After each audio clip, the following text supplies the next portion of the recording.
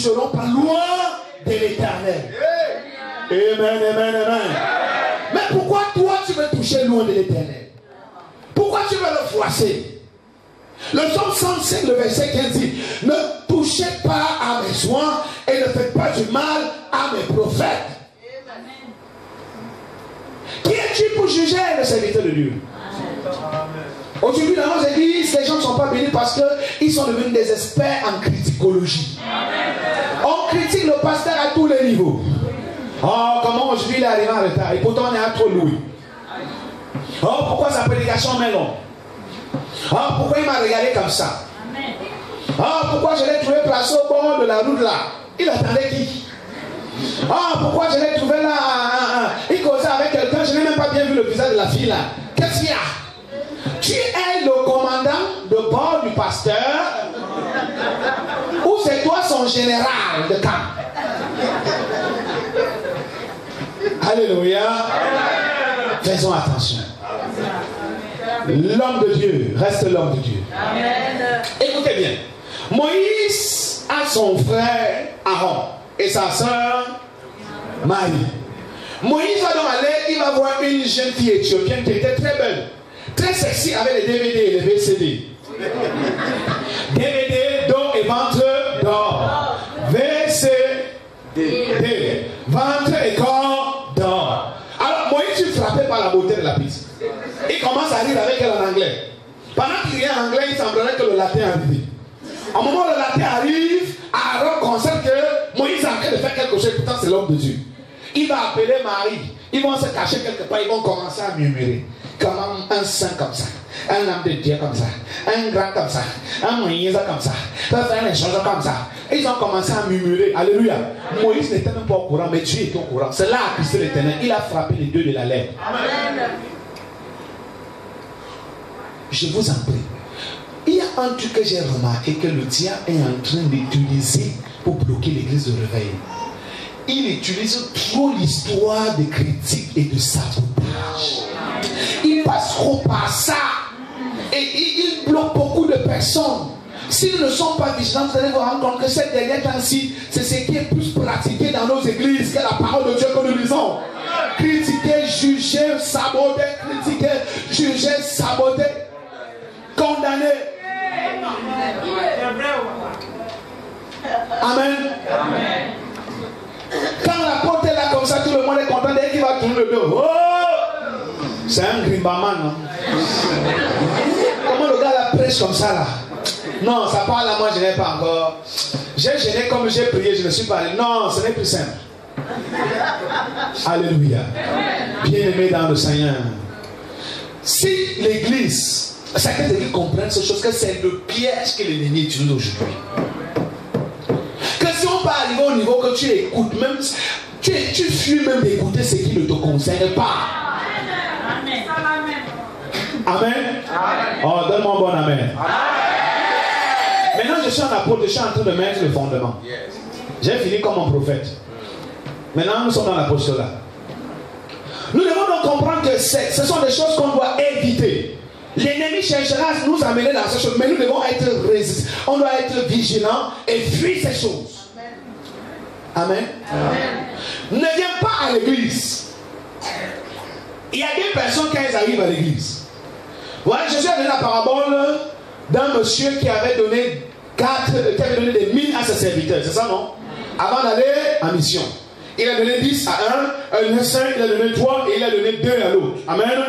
Quand il est revenu, celui qui avait reçu 10 a fructifié. Celui qui a reçu 7 a fructifié et a rendu compte positivement. Celui qui a reçu 3 a fructifié et a rendu compte. Mais celui qui avait 2, alléluia. Quand le maître arrive, il dit, je n'ai pas multiplié. Parce que quoi? Tu es un mauvais maître.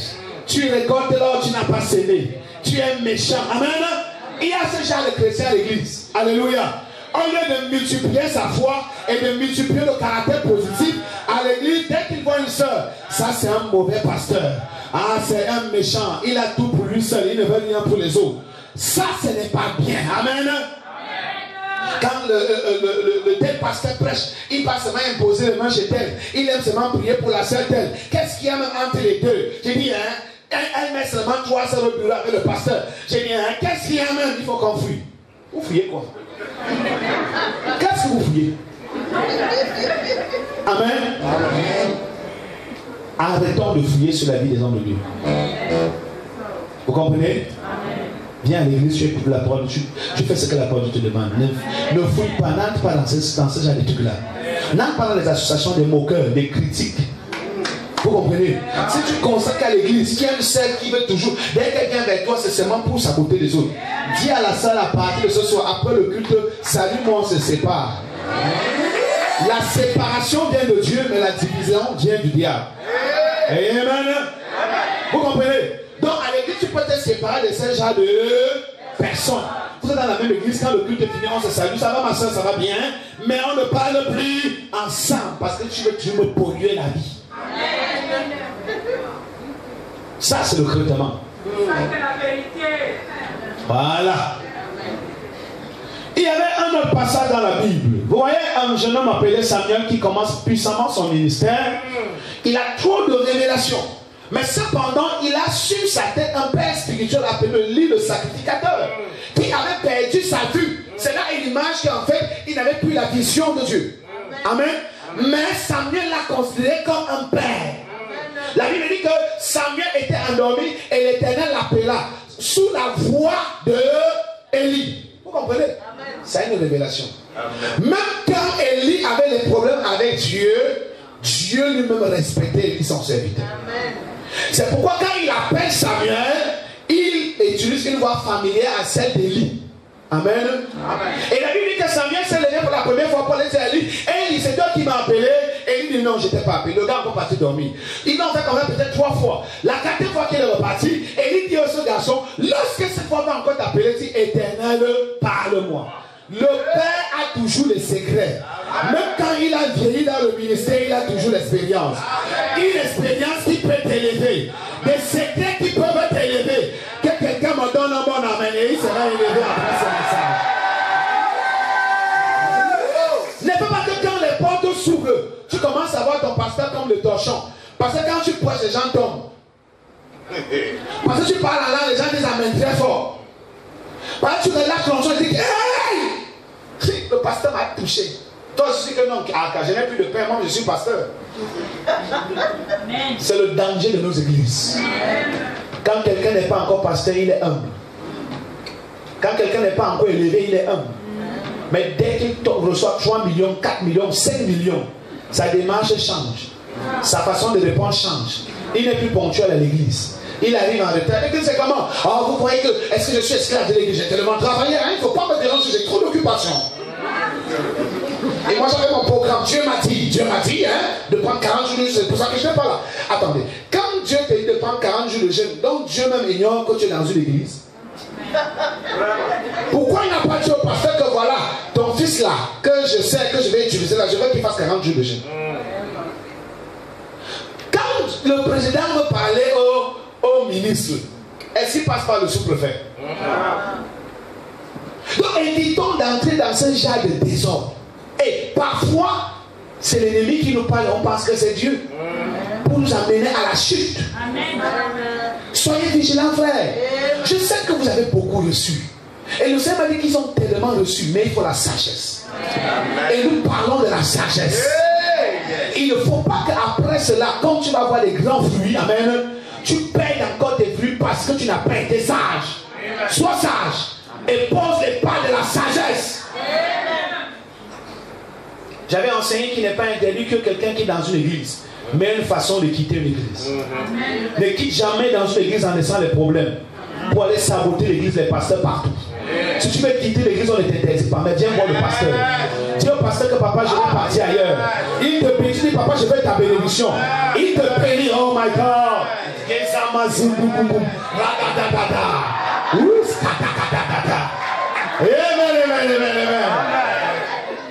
Oh, un ange m'a visité. Donc, il n'est pas bien de quitter l'église comme si on avait plus de 300 jours. Quitte quand même tout en sachant que, hey, si je vais quitter, il faut quand même que je fasse la paix et que je prenne la bénédiction de ce pasteur. Ça peut m'accompagner. Et on ne sait jamais. Demain, ça peut être du don. Il faut que je retrouve la porte ouverte pour moi. Amen. Mais si tu quittes mal, si ça part barder là-bas, quand tu vas revenir, on va fermer la porte. On va dire non, mais tu n'es plus ici. Tu sais tout ce que tu as raconté contre ce ministère. Apprenez à quitter d'une manière positive. Amen. Si ça te tient beaucoup que tu veux quitter, quitte positivement. Mais si c'est l'ennemi qui va t'amener de partir, je brise cet ennemi au nom de Jésus. Je commande à cet ennemi de libérer ta conscience au nom de Jésus. Nous sommes ensemble? Autre chose que vous devez savoir. Quand quelqu'un donne à l'église, il ne donne pas parce qu'il veut qu'on lui fasse des comptes rendus. L'église n'est pas un système monarchique où le pasteur est obligé de faire le compte rendu fidèle. C'est pas une obligation. Vous savez, dans le système théologique systématique, il y a l'église à 3 formes. Il y a la forme presbytérienne, il y a la forme épiscopale ou alors épiscopos, et il y a la forme fédérale. Amen. Dans la forme fédérale, c'est ceux qui ont reçu le Saint-Esprit. Amen. Le pasteur a un leader, c'est Dieu. Alléluia. Ça veut dire que quand tu es un père de ministère, tu rends compte à Dieu. C'est par amour. Alléluia.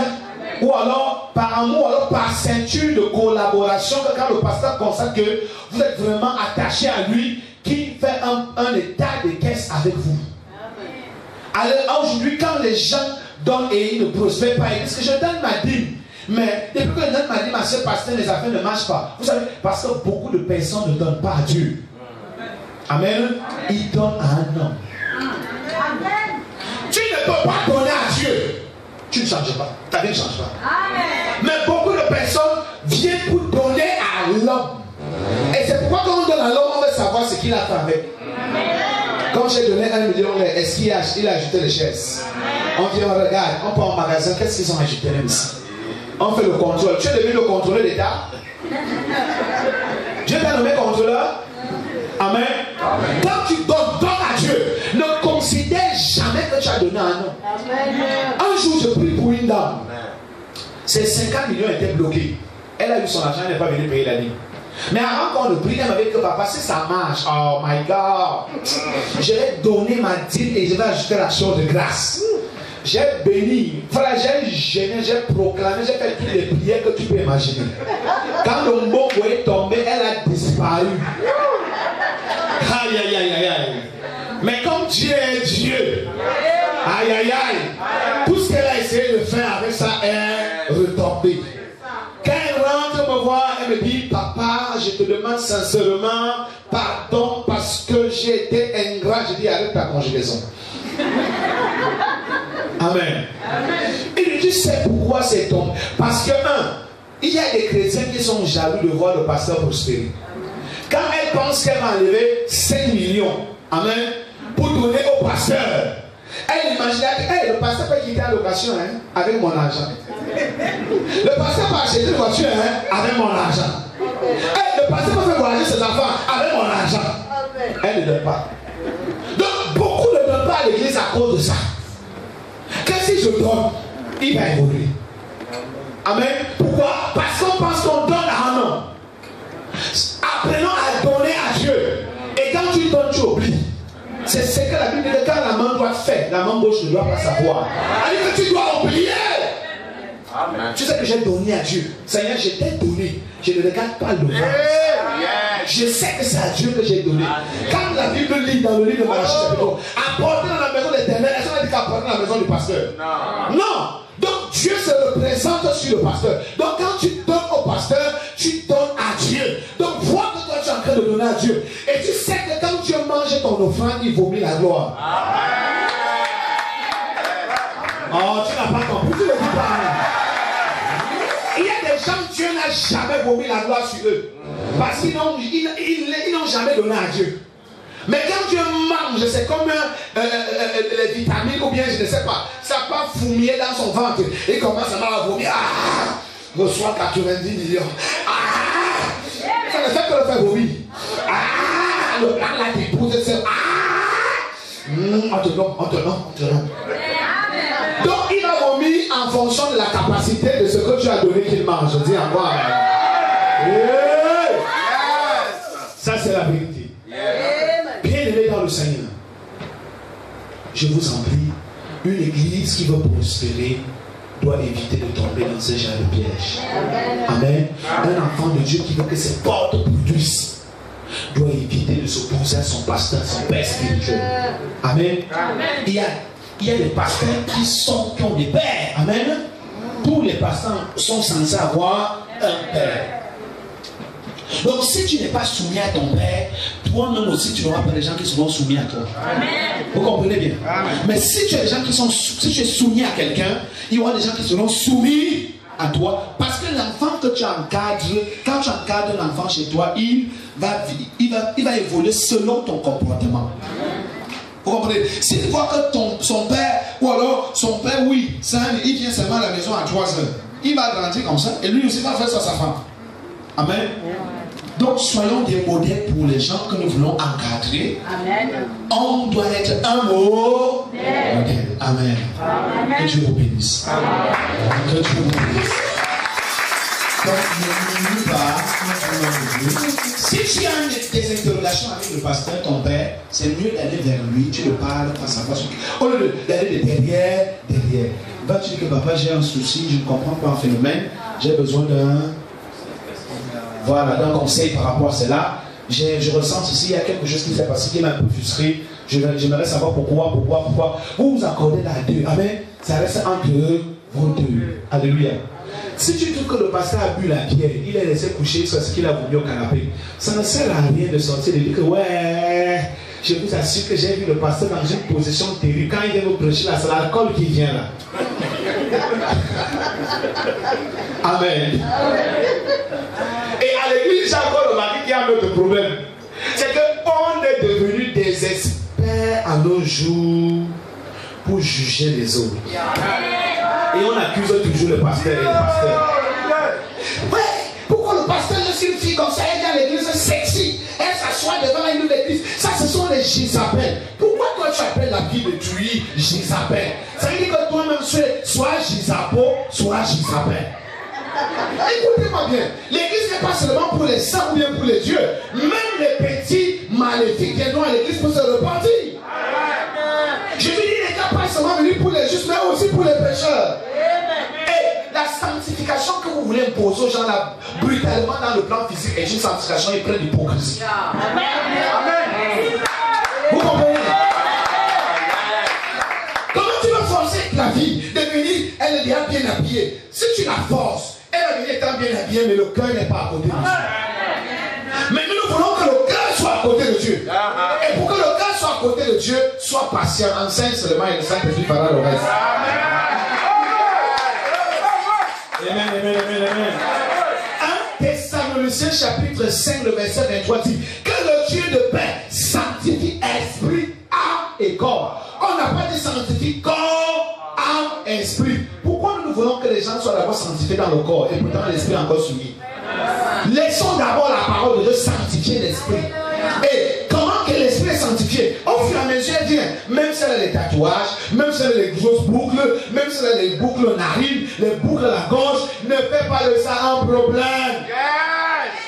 Ne l'insulte pas. Que dirons-nous pour ceux qui sont aux États-Unis? Où tu es à l'église comme ça, quelqu'un vient avec un slip, il s'assoit. Amen. Et il chante. Tu vois quelqu'un monte le frein avec un pantalon percé, il a des tatouages jusqu'au visage. Tu vas donc chasser tout le monde? Et tu es non pasteur, pourquoi? Pour les murs? Amen. Et on a besoin de la sagesse. Ça, c'est l'immaturité qui dérange beaucoup les gens. On a besoin de la sagesse. Regardez, quand une fille arrive dans mon église et que je constate qu'elle vit avec un homme marié, alléluia. Si elle est dans mon bureau, elle m'expose son problème, elle dit papa, tu sais, je vis avec quelqu'un et c'est lui qui paye ma maison, qui paye tout. Amen. Directement, je ne vais pas lui dire qu'elle a la relation. Je vous assure. Non, si vous voulez aller m'accuser chez Dieu, j'ai fait l'expérience que quand tu me dis elle rentre dans le monde x2, j'ai fait ceci, je prie pour elle, je lui donne de l'amour et je lui présente l'évangile. Et j'ai fait comme si le côté où elle est là, même je suis d'accord. Amen. Maintenant, au fur et à mesure qu'elle va prendre l'appétit pour venir au bureau, elle va continuer à venir au bureau, maintenant aussi à l'église. Maintenant, à l'église, c'est une autre dimension d'enseignement. Pendant qu'elle écoute la parole de Dieu, l'Esprit de Dieu qui régénère va saisir son esprit et va commencer à lui convaincre du péché. Non, il faut arrêter. Non, il faut arrêter. Non, il faut arrêter. Mais si tu ne fais pas tes propres forces, tu vas la paix et tu vas les comptes à l'âme. Alléluia. Quelqu'un dit encore, amen, il est libéré. Nous ne sommes pas là pour chasser les âmes. Nous sommes là pour les accueillir, les encadrer et les amener à la maturité selon la parole de Dieu et la puissance du Saint-Esprit. La Bible dit que c'est l'Esprit de Dieu. Oh my God. Les bras zagala. La Bible dit que c'est l'Esprit de Dieu qui nous convainc du péché. Si Dieu n'a pas encore convaincu quelqu'un du péché, monte, descend, crie, il ne changera pas.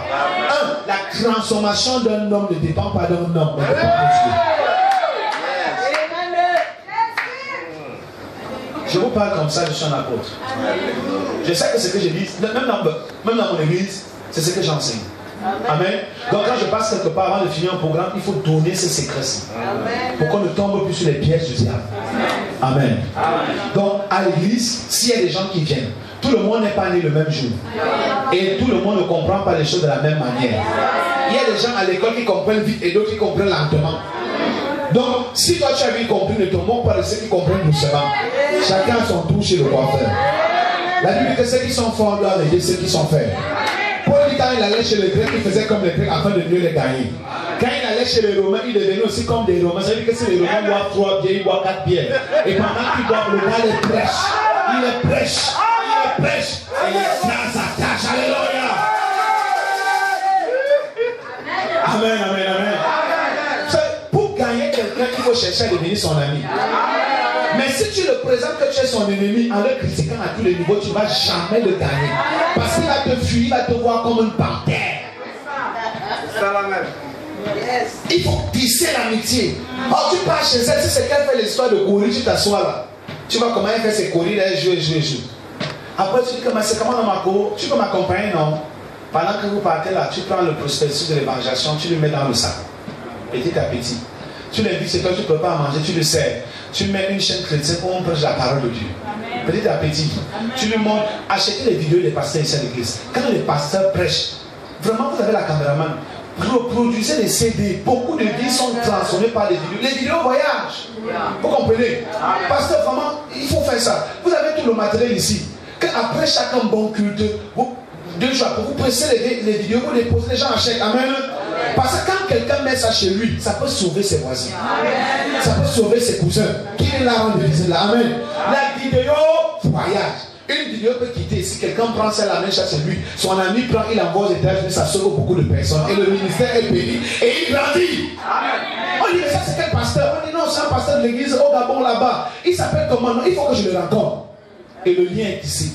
Amen. Moi j'ai vu ça, c'est pour ça que j'ai un site web. Et le blague avec les vidéos. Amen. Amen. Que on avance. Numéro 3e secret, c'est ça, j'ai fini déjà. Hein? Oui. C'est le 2e? Non, ça c'était le 2e. Mais non, pas le 3e.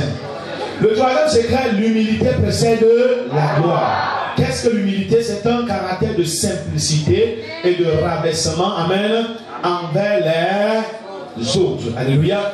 Quand on dit l'humilité précède la gloire, ça veut dire que toute personne qui veut évoluer dans sa vie doit être humble. Parce que ce qui caractérise l'humilité, c'est la gloire de Dieu. Et si nous voulons vivre la gloire de Dieu, on doit apprendre à être simple.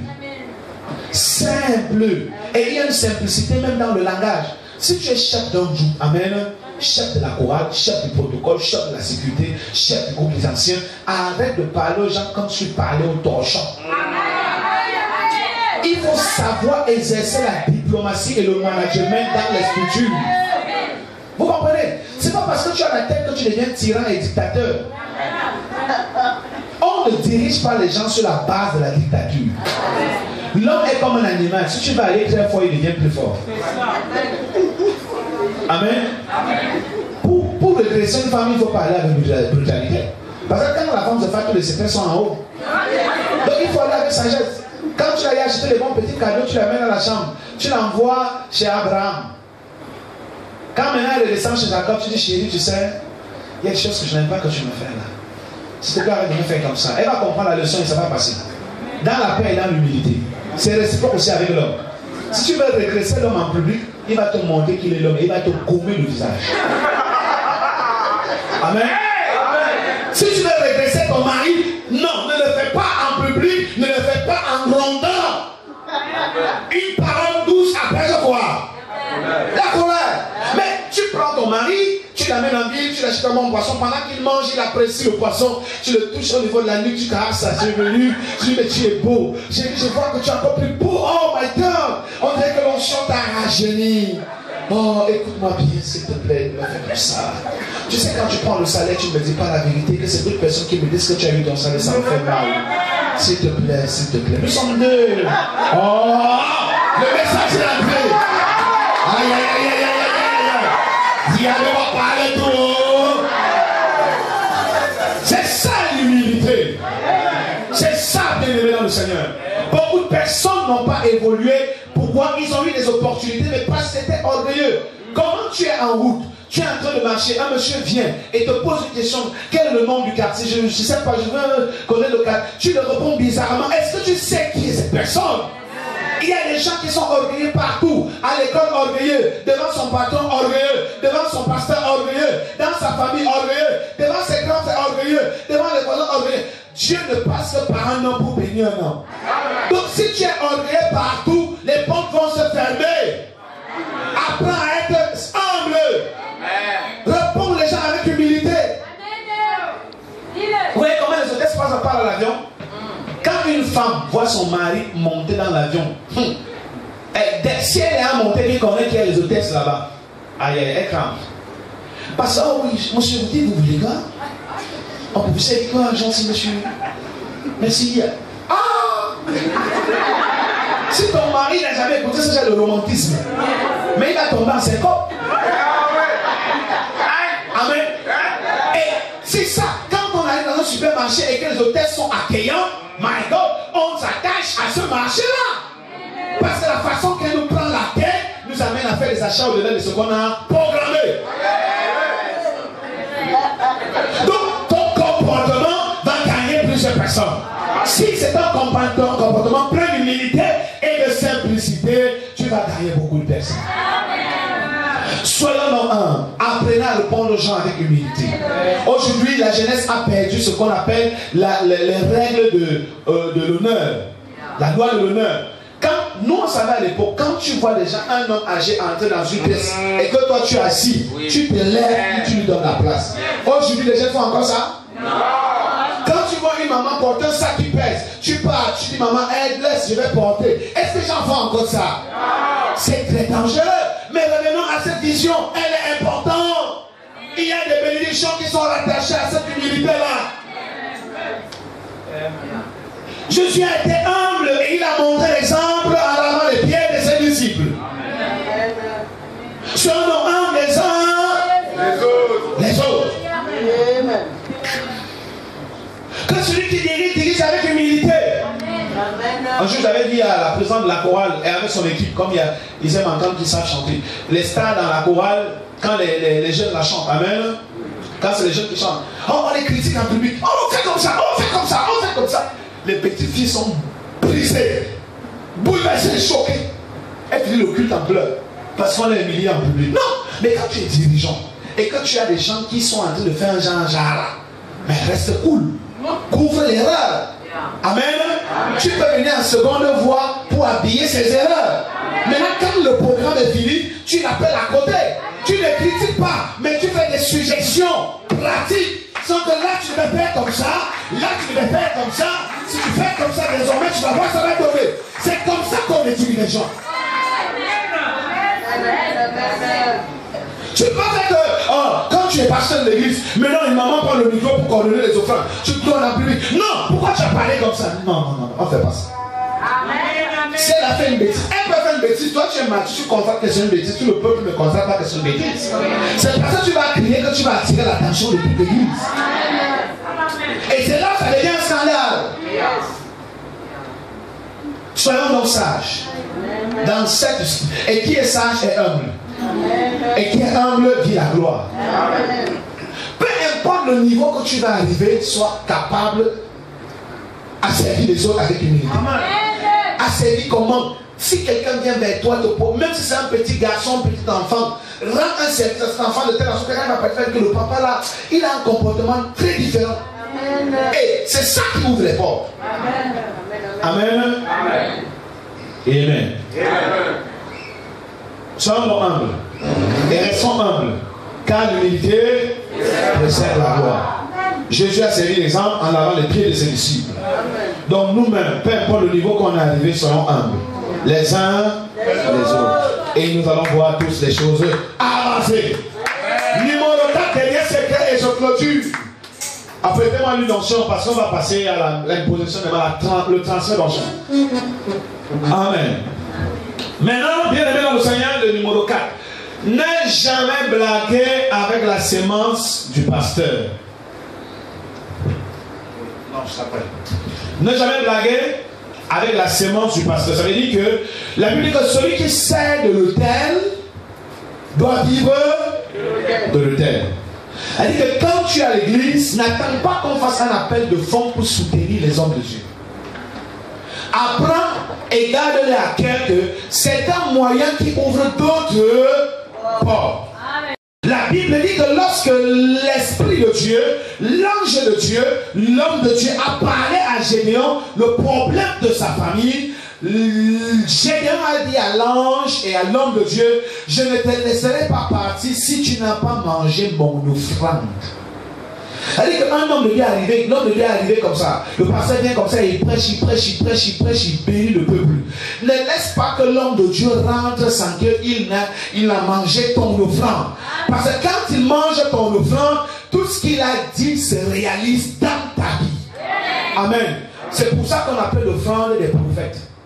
Quand le pasteur prêche ici et que tu es béni, viens en retour. Tu peux arriver chez lui avec 2 sacs de riz. Amen. Tu appelles le pasteur chez où? Tu déposes 3 kilos de porc. Amen. Amen. Tu prends une voiture, tu déposes. Tu dis, man of God, je prie que Dieu continue à te bénir pour tous les enseignements que tu nous donnes. Amen. Amen. Donc faisons ces choses. Il faut faire ça. Les Nigériens sont les anglophones en général. Quand vous arrivez là-bas, aïe, aïe, aïe, aïe, aïe. Ça coule comme le lot dans un ruisseau. Ils ont compris que aussi longtemps que le ciel existe, la loi des semences et des moissons subsistera toujours. Amen. Un anglophone ne peut pas voir un pasteur dans son église passer sans qu'il ne sème dans la ville. Jamais. Il ne peut même pas vivre dans cette église des années sans faire des semences pour le pasteur. C'est impossible. Parce qu'il sait que sa bénédiction est rattachée à cela. Et c'est là qu'il donne avec amour. Amen. Pour couvrir les besoins de l'homme de Dieu, sont des gens aussi que Dieu bénit avec exagération, parce qu'il sait que continuellement, ils seront une source de bénédiction pour les autres. Amen. Arrête donc d'épargner exagérément. Proverbe 11, verset 24 dit quoi? Celui qui épargne exagérément, ça appauvrit, non? Mais celui qui donne devient plus riche.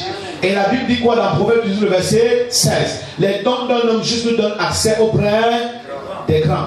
Donc un enfant de Dieu qui fait des dons sans cesse au pied des hommes de Dieu, ça lui ouvre des grandes portes auprès des grandes personnalités et des grandes richesses. Amen. Les gens le disent amen. Amen. Vous connaissez la femme qu'on appelle Dorcas dans la Bible, non? Amen, amen. Dorcas était là pour couvrir les habits des hommes de Dieu, les apôtres, les tuniques et les costumes. Amen. Amen. Et la Bible dit que quelques temps plus tard, cette femme est morte, non? Maintenant, quand elle était morte, vous savez, les gens ont dit à l'église primitive que la personne qu'elle a plus cousu des habits, c'était Pierre. On est parti dire à Pierre que Dorcas est morte. Amen. Amen. Et la personne qui partit nous a dit que le costume que tu portes là, c'est Dorcas qui l'avait cousu ça.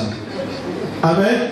Donc fais quelque chose pour Dorcas. Le gars est monté à la chambre pour crier. Dorcas s'est levé là, commencé à marcher. Amen. Dieu paye toujours ses dettes. Amen. Quand tu fais à un de ses serviteurs, c'est un prêt à Dieu. Amen. Et sois-en sûr, il va payer cette dette. Amen. La Bible nous raconte une histoire de la femme d'un prophète qui est un serviteur de Dieu. Et cet homme servait Dieu jour et nuit, et le peuple ne prenait pas soin de lui. Il finissait un programme, il partait prendre les prêts pour nourrir sa femme et ses enfants et se nourrir lui-même. Et la Bible dit qu'un de ces 4 matins, parce qu'il était submergé par les prêts qu'il avait plus de paille, donc il est mort. Alors, les créanciers sont venus réclamer les dettes. Alors ils ont dit que bon, comme ton mari est mort et que tu n'as rien à donner pour rembourser, nous prenons tes enfants en otage. La Bible dit qu'elle a pleuré. Elle a couru vers le grand leader Élisée. Elle a dit maintenant ton serviteur, mon mari, est mort et les créanciers décident de prendre des enfants en échange. Et Élisée a dit que qu'as-tu? La femme a dit que ouais, je n'ai qu'un peu d'huile à la maison. Et elle a dit va, prends assez de vase, ferme la porte et prends cette huile, verse un peu dans chaque vase et tu verras. Quand elle est arrivée, elle a fait cela, elle a versé un peu d'huile dans chaque fût, dans chaque fût. Ça a rempli les fûts et c'est cette fût d'huile qu'elle a utilisée pour rembourser les dettes que son mari avait. Cela nous a amené à comprendre que qui avait payé la dette, c'est Dieu. Parce que Élisée est l'image de Dieu. Amen. Et la fille et la femme a attrapé en disant que ton serviteur, mon mari, est mort. Parce qu'il te servait et il a pris les dettes. Alléluia. Donc fais quelque chose. Dieu s'est souvenu qu'il devait les dettes et il a payé les dettes pour le nom de son serviteur et sa servante. Que quelqu'un dise amen. Donc tout ce que tu fais, il y a un retour dans ta vie pour un homme de Dieu. Amen. Et aujourd'hui, les gens n'arrivent pas à connaître les grandes bénédictions, les fortes bénédictions, parce qu'ils ne veulent pas faire les sacrifices à l'église. Quand quelqu'un donne quelque chose à Dieu, il a envie de donner ce qui est fétiche. Apprenons à donner ce qui secoue notre attention, ce qui nous étonne nous-mêmes, ce qui nous donne le tremblement. Et quand tu poses un acte, tu prends comme ça, tu donnes à Dieu. Donc tu te poses des questions que waouh, ça va te toucher. Et de la manière tu sens que ça t'a touché, c'est comme ça que ça touche doublement le cœur de Dieu. Et Dieu est obligé d'agir en ta faveur. Amen. Salomon a dit dans l'Ecclésiaste, jette ton pain sur la surface des eaux et le lendemain tu le retrouveras. Donc toutes les fois que tu sèmes et que ta sémence étant une forte sémence, elle fait quelque chose dans le cœur de Dieu pour apporter quelque chose de plus fort dans ta vie qui va t'amener à prospérer davantage parce que Dieu n'appauvrit jamais. Mais Dieu enrichit. Amen. Amen. Lèvons-nous sur les deux pieds. Nous devons s'aimer. S'aimer financièrement. S'aimer matériellement. S'aimer en haut service. Venir à l'église mettre la propriété. Arranger les bureaux. Sacrer les airs. Enlever les doigts et les rayés. C'est ça que Dieu attend de nous. C'est aussi une forme de sémence. Parce que c'est là ouvre les portes. Et c'est là amène les bénédictions vers nous. C'est là nous amène à prospérer davantage. Amen. Si on ferme, John Wesley a dit, ainsi que Washmani et Charles Pousson l'ont dit, une main fermée est une destinée fermée. Vous comprenez? Elle dit que quelqu'un qui ne donne pas. Amen. Il ferme quoi? Sa destinée. Alléluia. Amen. Charles Pousson a encore dit, une bouche fermée est un ciel fermé. Amen. Donc pour dire que si tu ne donnes pas à Dieu les louanges, amen, les actions de grâce, le ciel est fermé. Dans l'Ancien Testament, quand tu invitais un homme de Dieu, tu offrais un sacrifice. Quand tu assistais au culte, la plus grande partie du culte, c'était la partie qu'on appelle le créneau des sacrifices. Amen. Quand tu rencontrais un homme de Dieu et qui disait une parole pour toi, tu faisais quelque chose, tu bâtissais en lequel. Amen. Revenons à cette vision véritable. N'attendons pas qu'on demande ou alors qu'on fasse des appels de fonds. Agissons selon l'esprit et on sera béni par l'esprit. Que chacun le comprenne. Amen. On a retenu combien de secrets? Le premier secret? Le deuxième secret?